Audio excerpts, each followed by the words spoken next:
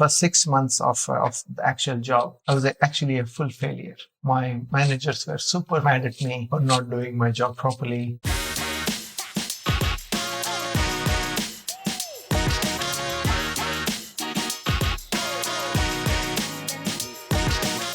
Welcome to the Pinpoint Asia podcast. And today I've got a guest with me and I've wanted to speak to him for a very long time. So he always manages a smile, like you see right now. And every time I think, wow, he must have a very stressful job. He still manages that smile. And I've always thought I got to actually get him on the podcast and ask how he always smiles despite the situation. So I'm going to try and delve into his mindset, into what he does, into the challenges of being a global CIO for a big conglomerate. So I want to welcome Pradeep to the Pinpoint Asia podcast. He's a global CIO for CLSA. So welcome, Pradeep. Thank you, Vince. It's interesting. You say I smile all the time. Actually, I get that compliment.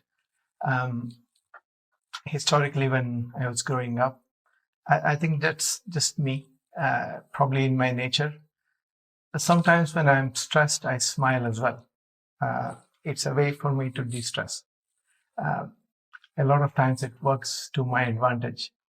People feel that I'm not as stressed, but I'm kind of probably just internalizing it, and externally I'm just smiling. Wow. A coping mechanism that you've been doing from ever since you were young. Probably, yes. Okay. Yeah. That has worked for me. It's not that I'm not stressed, because as you know, we all get stressed in different ways, and I handle it by smiling more, I guess. I see. Yeah. Something that I have to learn to copy. My way of stressing is go out for a run or get out of the office for some time. But if I could stay in the office and smile, especially when you have to do so, it would definitely help. Yeah. On that note, right? You're a global CIO for a major brokerage. You must have a lot of issues, right? Let's delve into that, right? I mean, first of all, when you have these issues, how do you compartmentalize it? I'm sure there are many things burning at the same time, right? How do you deal with it?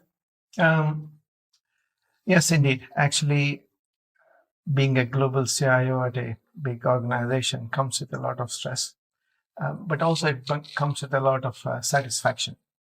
Let's talk about the stress. So recently we had a huge production incident. Pretty much the whole company was impacted.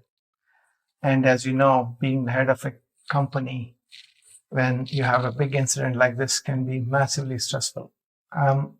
But fortunately, the way I deal with it is I have strong people who work for me, who understand how to help deal with this. So I try and make sure I depend on them. And also, I've had enough experience dealing with similar issues in the past, let's say. So combined with my experience, the experience of the people I have, helped me deal with it in a much more better way. If there are three things burning at the same time, how do you not think about it and focus on your job at hand? Does it still bother you in the background, or do you think because it's delegated, it doesn't bother you anymore? It does bother me. Over time, I think with experience, you figure out how to treat the ones that are priority more instinctively. If there are two or three things, over time you learn from experience, you cannot ignore certain things. Otherwise, they'll come back to you stronger. So what I do is, even though there are three things happening, I put them kind of on my back burner and instinctively decide where my attention needs to go to. And then while that is kind of being satisfied, I try and put some attention on the other two issues as well. So that's how I deal with it. So that's one way. Then in cases where I know that this issue wouldn't go away that easily, and I have done it very few times, but that sometimes it's just in my style. What I do is I just put everything else on hold and just focus on that one thing until it's satisfied to my satisfaction. And the downside of it is many of the things start piling up, but this problem will definitely get solved. So I don't tend to do that a lot these days. I used to do that more often when I was a more junior manager. I would just put everything on hold for 1 week and just focus on this. But as my job has grown larger, it's very difficult to do that. So these days I don't do it because then objectively it doesn't work too well. I see. Is it fair to say, right, that the biggest challenge, biggest source of stress in your job would be people management, or? It's a combination of few things. People management, definitely one of the biggest ones. Otherwise, it's just keeping the whole IT setup running across the whole company, across the whole globe. Because we are pretty much active 24 or 24 by 6. Our trading systems are running in Asia, in EMEA, in the US. So pretty much there's no one day where nothing is actually happening except Sunday. So in a situation like that, keeping everything running, making sure it's working day in and day out, plus planning for the future, a lot of stress in that way. Yet I wouldn't want to just think of this as a stress, because the reason why I'm actually doing this job because I like it. There's a lot of satisfaction in being part of an organization where you can use IT to actually make a benefit, make a difference. I think that's the huge driver. The stress is just part of it. The main reason is my ability to make a difference. I see that through IT. I see. I see. Yeah. So in certain situations, right, where sometimes things get to the point where you want to say, okay, this is really tough, right? At that point, do you give yourself a pep talk? Do you say to yourself, look, this is my mission. I want to make a difference. I want to keep going. How do you handle those situations that are very, very sharp? I have my down days as well. I know it's during those days when you're kind of feeling low, something is needed. We are all humans after all. Sometimes I talk to some of my colleagues who actually help me deal with it. Sometimes I talk to my manager. So there are different options depending on which options works the best. I actually don't have a therapist, but sometimes I wonder why shouldn't I? So far, different things have worked. Sometimes I just go and have a drink and watch a movie to de-stress. So different situations, different options. But yes, I do have those situations where sometimes things are very overwhelming. It's just I have to understand what is the best option at that time and deal with it that. Do you take your work home as well? It's like if Pradeep has had a bad day, will your wife be like, oh, I don't want this guy home now, go back to work? Or I try not to. But it's probably unfair to say I don't, because sometimes things are very, you do many things unconsciously. When you are stressed, some people who are close to you usually bear a little bit of that. So I've gotten better as I have aged, as I've gotten older, to kind of compartmentalize it so that the work stress stays at work. Home can be a lot more free from that. I see. But are you one of those individuals who works all the time? Do you have a break, a work-life balance? Or? I don't work all the time if I can. Sometimes that option doesn't exist because let's say something is happening and it needs my attention. Those things don't happen all the time because my job sometimes requires me to be active. Let's say there's a production issue or a problem happening, then I just cannot just shut myself down and say it's somebody else's issue. But those things don't happen all the time. So I'm happy to say most of the time I have a fairly compartmentalized job. When I go home, I'm free from work. But sometimes I cannot do that. But I don't resent that. It's just something I accept and say it's fine. I see. I want to touch upon the people management bit as well, which has been a source of stress for many managers, right? Yeah. How do you have a specific way to deliver bad news? Say a person is not performing, and then you have to speak to them and say, you better get up to speed, right? What's your way? What's your style of doing it? I think you're right. It's a source of stress and not everybody is good at it. I probably I wouldn't say I'm the best at delivering bad news, but I try my best not to delay it, because you have to give feedback on a timely basis. So my approach is, if there's a problem happening, I don't want to leave it for your half yearly or yearly appraisal process. I would probably just sit down, try and de-stress the situation a little bit, go out for a coffee, so that I can deliver a bad news without making it sound like the end of the world. It kind of works for both ways. My style is slightly more casual. So if I have to deliver something, instead of making them come to an office and making them sit in a very tense atmosphere, I would just say, okay, let's have a coffee, sit down, then talk about it. If I can afford to. Sometimes it's not possible. Sometimes the stuff is so serious that I have to just call them to office and deliver it. I hope I don't have to do that if I can afford not to. On the flip side, say praising people and acknowledging the work someone has done. How do you do that? I do that probably more freely, and sometimes I do forget to do that, and then I have to remind myself. So giving praise is more easier, and I want to do that more often, either through email or direct chat, or just praise publicly, reprimand privately. I see. Yeah. Okay, I want to rewind, right, and go back to your time. So you have a degree from India, right? Yes. And then you entered your computer science, right? So this was you always wanted to be an engineer, or parental pressure, or what was that? No, I always wanted to be an engineer, because when I was in, say, probably it was middle school, I got exposed to computers. At that time, this was really back like 1985, 86, that time frame, early 80s. You can imagine, right? The computers in India, probably not many.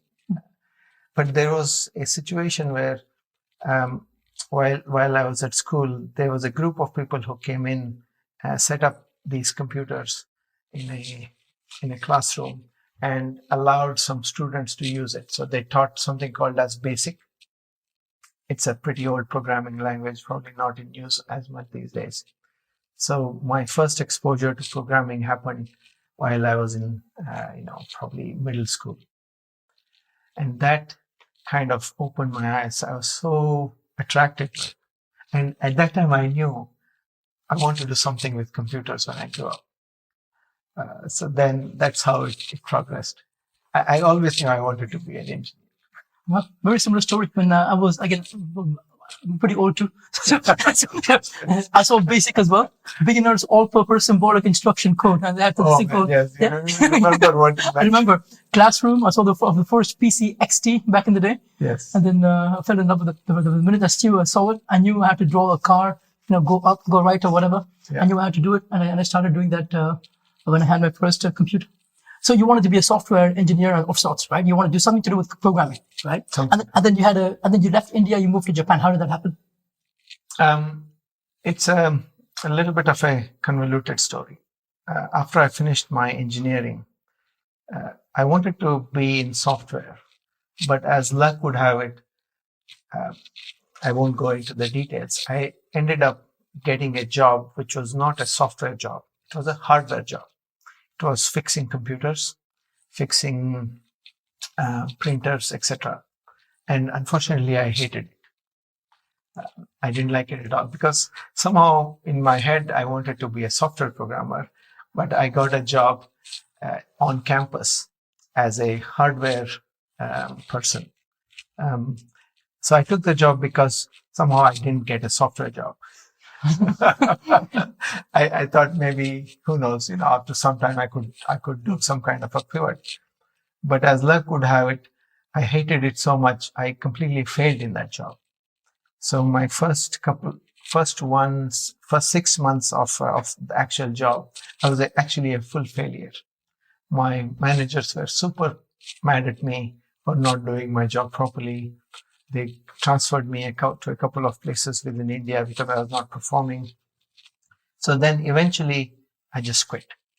I just said, no, I just can't do this. I just quit and I went home. And my dad said, don't worry, Pradeep. If you want my support, you can stay at home as long as you want. And that was also very stressful. So then I ended up in Bangalore looking for a software job. Um, in those days, there was no Google, there was no online courses. If you wanted to learn software, it was very difficult. And you wouldn't get a training unless you joined a company. So then, after some futile attempts at getting a permanent job, I joined a company called Digital as an intern. So they told me, okay, join us. We'll give you. I didn't care about the money at that time. I just wanted to get into the software side. They said, okay, we will teach you. You join us as an intern, and we won't pay you much. But I said, fine. So that was the start of my real software career. When I joined as an intern, I was really happy. So I did really well. So within 6 months, they had converted me from an intern to a permanent employee. And from permanent employee, they sent me to Japan to represent some work they had to do in Citibank. So because I really enjoyed the software, I was super successful. Just like I was super failure while I was doing hardware, somehow my success was happening because I was so interested in it. So eventually I landed in Citibank in Japan, where they actually liked the work I did. And they offered me a consultant job in Citibank. And then I quit Digital and I joined Citibank. Then I joined Lehman Brothers, and then it went. So at that stage, did you always think, look, I want to be CIO of a company, or were you just doing your best in a software job? At that time, I didn't really think of me as a CIO at all. I was just so much interested in software, solving problems, writing interesting programs to solve something in the business. I was just enjoying my work. At some point, actually, I didn't even wanted to be a manager. When I was actually progressing as a software engineer, for a long time, I just wanted to be a hands-on, programmer doing the job. And I kind of hated the management work. So things only changed much later. But in the beginning, I was just happy doing work, delivering code, learning stuff. That's what excited me. And what happened? How did you end up becoming a manager then? As luck would have it, Lehman Brothers was growing at a very fast pace in Japan. So more and more people were getting hired, and there was management opportunities that came up. And I think I got them because I was good at my job. Even though I was not fully interested, I did get those jobs. And then when I got those jobs, I had to deal with them. So then I had to learn on the job to be a better manager. And the challenges came with that. I had to adapt and learn. And then I started getting interested in management because everything is a challenge on its own, right? So first, when you're a hands-on person, you're learning about programming, solving problems. That's a challenge. So you do that. Then you grow to be a manager of a small team. That's a challenge in itself. So then I started learning about management. During those days, I think I'm still sure there's something called a Harvard Business Review. Yeah. So I subscribed to that. So they would send me the hard copies of it every month. And that was full of management articles, how to manage up, how to manage down, how to manage this, how to manage that. I still remember those articles. I have still probably printed out and kept them somewhere. How to manage your boss, those articles. Actually, they were very useful in teaching me how to be a better manager. And then I really got interested in management. I was like, wow, this is actually very interesting, because if you don't do a good job at management, you'll fail, right? So of course, I had my ups and downs in management as well. But that's how my career progressed. So I got interested. I learned. I learned also from my actual failures. Slowly and steadily I progressed. But was there a time, right? So you didn't want to be a manager to begin with, and then you liked your programming, right? Then you were somehow given some tasks. Was there a time you thought like, look, this is management stuff, programming is much easier. The computer listens to me, people don't, I want to be a programmer. And, what I'm getting at is that there are some people who think that, if you have to progress in your career, you have to manage. What would you say to those people? Is it possible to progress and not manage? And how would one make that decision? Because in your case, you tried it and you liked it. What happens if someone tries it and they resent the job and then they end up quitting or whatever? I've actually seen people who are of that sort, and they have worked for me before. Because now that I have worked in this area for close to 25 to 30 years, and I've probably been a manager for a long time, I've seen different let's say categories of people. And some are what you said, people who are really good at their job, probably don't want to be managers, but somehow gets pushed into that, and they want to be more hands-on. In companies, we do have a career track for those people as well. So it's called as an individual contributor track. So they also can get more and more senior. But the catch is that you still have to figure out a way to influence as you get more senior beyond your own personal level. The idea of seniority is you have to find a way to influence a wider circle. That is what is inevitable, or an inevitable requirement of being senior. In that context, what does influence mean?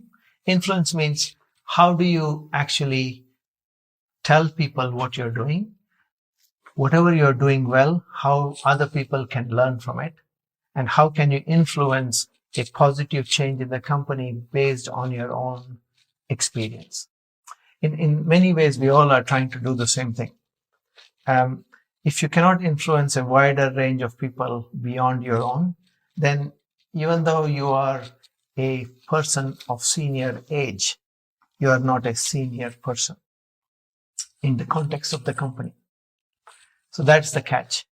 So even though you're an individual contributor, you have to be a person who can influence beyond your own work, influence a broader group. Maybe you do not want to have people reporting to you, but yet you still have to have figure out a way to influence. And that's the key part of becoming more senior. And that is what we call as a track where you don't need to be a manager and yet be senior. I see. And so an example would be, someone who believes in using a particular architecture has to be able to convince the wider community within the company to say that this architecture is better for these reasons. Yeah. Essentially good articulation, good communication skills. Correct. Similar thing. So we have roles which are called like senior architect, stuff like that. And those roles don't sometimes have direct management responsibilities. A lot of people don't report to them. And yet they are senior people in the organization. They can influence the technical strategy of the company. They can influence the architecture of applications because they have so much experience. So those are the people I'm talking about. People who may not be interested in management, yet they need to be able to influence based on their own experience in technology. Let's bring the story forward then. So you got better at management, then what happened? I got better at management, and then at the same time, I got opportunities not just in one area. So originally, when I started in Lehman Brothers, I worked in fixed income. Fixed income relates to all interest rates, bonds, FX, credit securities, IT related to that. So I got roles which are small roles in terms of managing small teams, then bigger and bigger teams, so on and so forth. So I was pretty much experienced in the fixed income side of things. As you know, Lehman Brothers went bankrupt in 2008. So in 2008, I joined Nomura, and I had transferred to Hong Kong at that time. So when I transferred to Hong Kong and I got a fresh start in Nomura, I joined equities because there was an opportunity that came up to lead a group within the equity space. This was a conscious choice. So It was a conscious choice. to widen your knowledge. Exactly.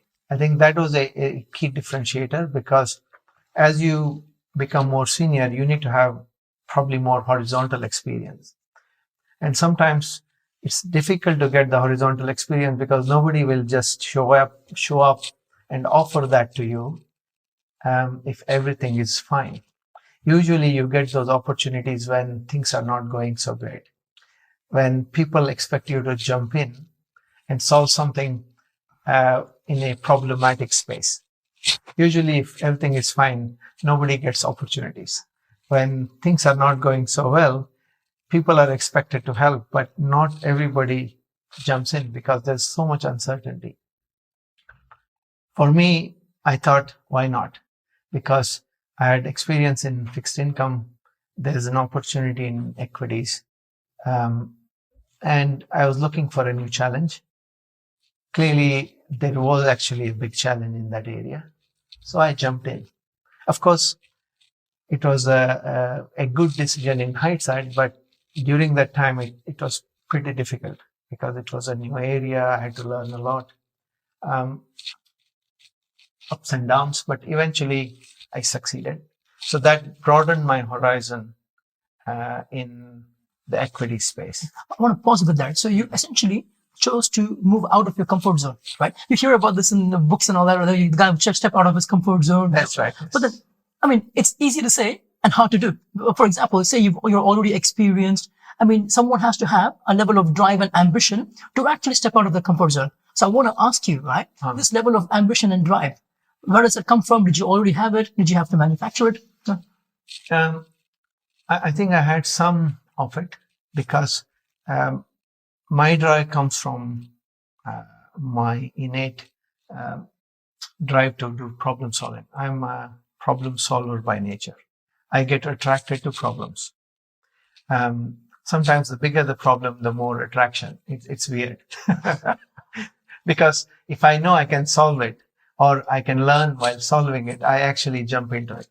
And my success overall historically came from me jumping into difficult situations because not many people wanted it, working hard at solving those problems and somehow being successful at it. Maybe I was lucky, maybe sometimes I was not, but eventually it helped me. Now, that's the comfort zone part of it as well. Sometimes you need some push from the external world. Maybe I had a manager who had more confidence in me, so that gave me the extra comfort I needed, that I'm not jumping into a completely unknown space, so on and so forth. But this is a philosophical question, right? But if you extrapolate this, doesn't that mean that your life is always full of problems? Because the problems challenge you and you like those challenges. So you always want problems in your life. So when do you say, look, I want to sit by the beach drinking a pina colada and enjoy life, Does that never happen? Maybe you're right.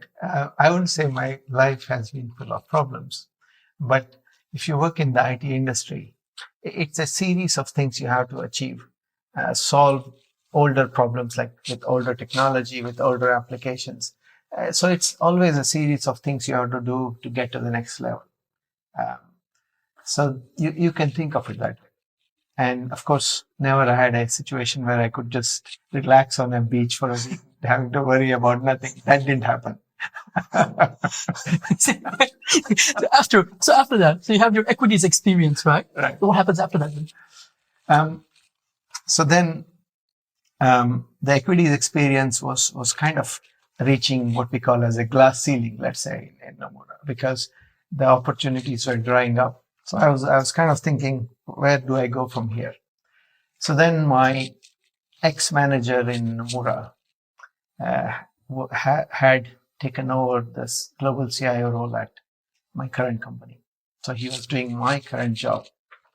So he pinged me to say, we have a challenge here. Why don't you join us? So that's how I ended up in CLSA. Okay, I've got another management-related question, right? So normally, again, when you read these books, you find that there are some people, the type A guys, who always want to try and be at the top, people trying to pull your leg down, try to climb to the top, right? Does that, it must happen in a corporate environment, right? How do you not let that influence you and climb up to the top through your own drive, passion, and ambition? I wouldn't call myself the type A person for some reason. Even though I have the drive to be successful, I'm not kind of the guy who is like a ruthless, career-oriented person who will do what it takes to get to the top.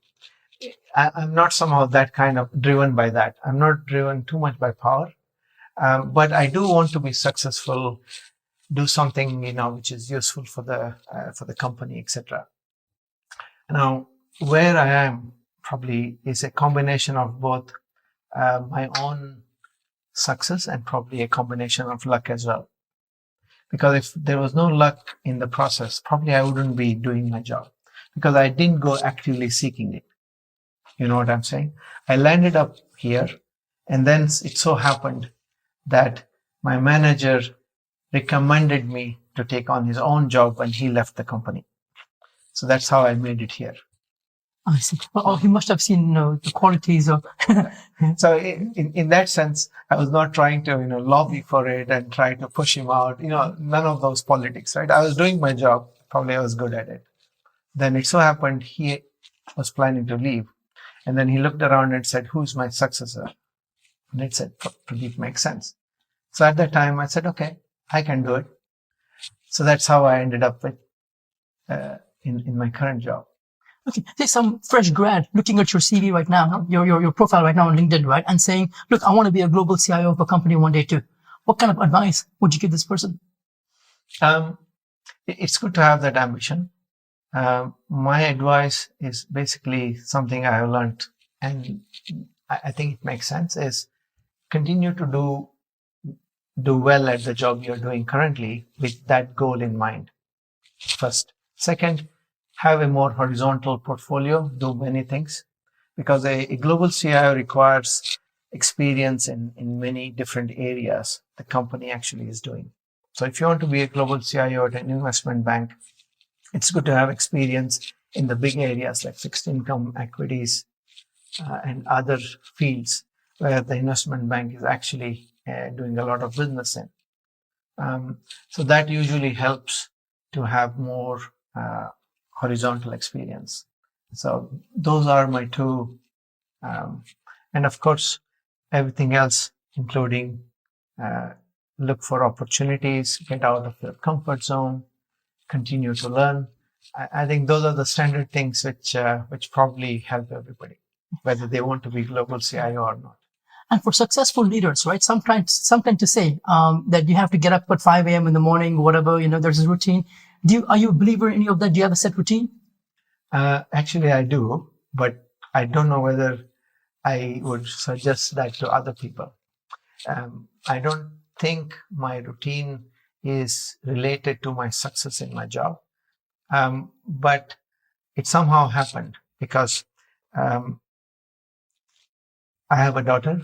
When she was growing up, you had to wake up early to get her to get ready to send her to school.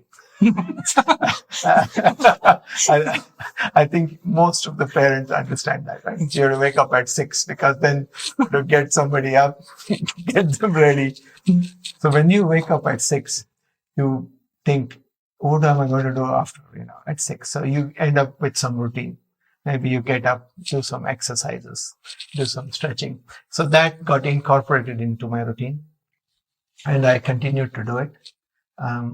So that's how I have a routine in the morning. I continue to kind of do it, even though I might not be following it super strictly, but I do have a routine in the morning. I wake up, I do some exercise, I do some stretching, I do some yoga kind of stuff, depending on the mood of that day. And then I come to work. Right. I'm going to ask you one question about the future. I'm conscious of your time as well. No My question is artificial intelligence and all that. You hear about it everywhere now, predictive AI, What's your view? Is it going to take jobs away? How is it going to transform your industry? Yeah, that's actually a fairly relevant topic today. the role of generative AI in the future. I do think that generative AI has reached a point where it cannot be ignored anymore. It's actually going to be transformational in most of the fields, and it's just getting better and better. I would suggest everybody who is in any IT area to start understanding the positive effect of generative AI and how to use it for their daily work, whether they are analysts or whether they are programmers. Every part of the job is going to be impacted in a positive way with generative AI. So there's no ignoring it anymore. I do think that it will transform many different industries, and it will actually take away some jobs, but it will also generate many other jobs. It's probably just like any other technological innovation in the past. When computers came in, probably people were worried about the same question, right? Are they going to take away jobs? I think the answer was yes, but they generated so many other jobs. So my impression is it's the same process. It takes away some jobs, but creates a lot of other different jobs the new kids need to adjust to. Okay. With that, I think we've covered a lot of ground, and I loved delving into your mindset. And I want to say thank you for taking the time, Pradeep. Thank you. Very, very grateful for you taking the time. Thank you. Thank you for a good podcast.